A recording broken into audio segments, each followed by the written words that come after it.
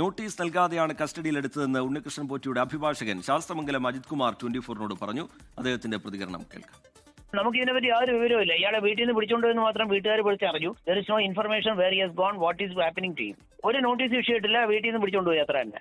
Notice issue ഒരു കുന്തവും issue ഇല്ല. Nothing has happen. ഇനി പോലീസ് കസ്റ്റഡി വെച്ച വല്ല നോട്ടീസും വല്ല അയാളെ ഒപ്പിട്ട് മാടിച്ചെങ്കിലേ ഉള്ളൂ. So far we have no idea. Police പിടിച്ചോണ്ടെന്ന് പറഞ്ഞ ഒരാൾ പിടിച്ചോണ്ടുപോയി, അതിനെപ്പറ്റിയുള്ള വേറെ ബോട്ട്സ് നമ്മൾ അറിയണ്ടേ? പോലീസാണോ ഇനി വേറെ വല്ലവരും ആണോ പിടിച്ചോണ്ടെന്ന് ആർക്കറിയാം? ഞങ്ങൾക്ക് യാതൊരു ഇൻഫർമേഷൻ ഇല്ല സോ ഫാർ. ഇനി ഉണ്ടെങ്കിലേ ഉള്ളൂ. ഷഫീദ് റാവുത്തർ വിവരങ്ങളുമായി തിരുവനന്തപുരത്ത് നിന്ന് ചേരുന്നുണ്ട്. ഷഫീദ്, രഹസ്യ സ്വഭാവത്തിലാണ് SITയുടെ നടപടികൾ ഉണ്ടാവുന്നത്. ഇപ്പോഴും എവിടെയാണ് ഉണ്ണികൃഷ്ണൻ പോറ്റിയെ ചോദ്യം ചെയ്യുന്നത് എന്നത് സംബന്ധിച്ചൊരു പൂർണ്ണ വ്യക്തതയില്ല. അതിനിടയിൽ അഭിഭാഷകൻ പറയുന്നത് എന്താണ് ഷഫീദ് റാവുത്തർ?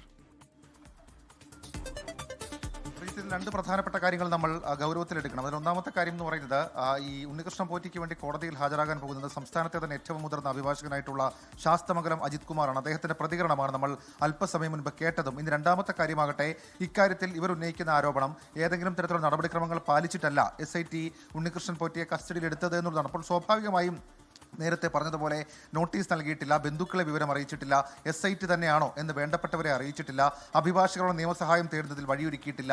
അതിനൊക്കെ അപ്പുറത്തേക്ക് ഇപ്പോൾ എവിടെയുണ്ട് ഉണ്ണികൃഷ്ണൻ പോറ്റി, അതല്ലെങ്കിൽ ഏത് രീതിയിൽ ഏത് FIRന്റെ പുറത്താണ് കസ്റ്റഡി എന്നടക്കമുള്ള കാര്യങ്ങളിൽ കൃത്യമായിട്ടുള്ള കാര്യങ്ങൾ അത് ബന്ധപ്പെട്ടവരെ അറിയിച്ചിട്ടില്ലെന്നാണ് ഉണ്ണികൃഷ്ണൻ പോറ്റിയുടെ അഭിഭാഷകനായിട്ടുള്ള ശാസ്തമംഗലം അജിത് കുമാർ ഇപ്പോൾ വ്യക്തമാക്കുന്ന കാര്യം. മാത്രവുമല്ല, SIT ആണെങ്കിൽ 24 മണിക്കൂറിനുള്ളിൽ റാന്നി കോടതിയിൽ ഹാജരാക്കുമല്ലോ, അപ്പോൾ തുടർ നടപടികൾ എടുക്കും, തുടർ തീരുമാനങ്ങൾ എടുക്കും എന്നുള്ളതാണ് അദ്ദേഹത്തിന്റെ അഭിഭാഷകൻ കൂടിയായ ശാസ്തമംഗലം അജിത് കുമാർ പറഞ്ഞിരിക്കുന്നത്. പക്ഷേ സാങ്കേതികമായി SIT ഒരു രഹസ്യ സ്വഭാവത്തിൽ നടത്തുന്ന കേസന്വേഷണമാണ്. അപ്പോൾ സ്വാഭാവികമായും അത്തരം വിവരങ്ങൾ അവർ പങ്കുവെക്കുക, അതല്ലെങ്കിൽ ഉണ്ണികൃഷ്ണൻ പോറ്റിയുടെ അറസ്റ്റിലേക്ക് കടക്കുമോ എന്നൊക്കെയുള്ള കാര്യങ്ങൾ വരും മണിക്കൂറുകളിൽ മാത്രം വ്യക്തമാകുന്ന കാര്യമാണ്. നിലവിൽ ഇപ്പോൾ നമുക്ക് ലഭിക്കുന്ന വിവരമനുസരിച്ച് തിരുവനന്തപുരത്ത് വളരെ പ്രധാനപ്പെട്ട ഒരു സ്ഥലത്ത് ഉണ്ണികൃഷ്ണൻ പോറ്റിയെ ചോദ്യം ചെയ്യൽ തുടരുകയാണ്. SITയിലെ ഉന്നത ഉദ്യോഗസ്ഥരടക്കം അദ്ദേഹത്തെ ചോദ്യം ചെയ്ത സംഘത്തിലുണ്ട്. ചോദ്യാവലി തയ്യാറാക്കി ഉണ്ണികൃഷ്ണൻ പോറ്റിയുടെ ചോദ്യം ചെയ്യൽ നടപടികൾ തുടരുന്നു.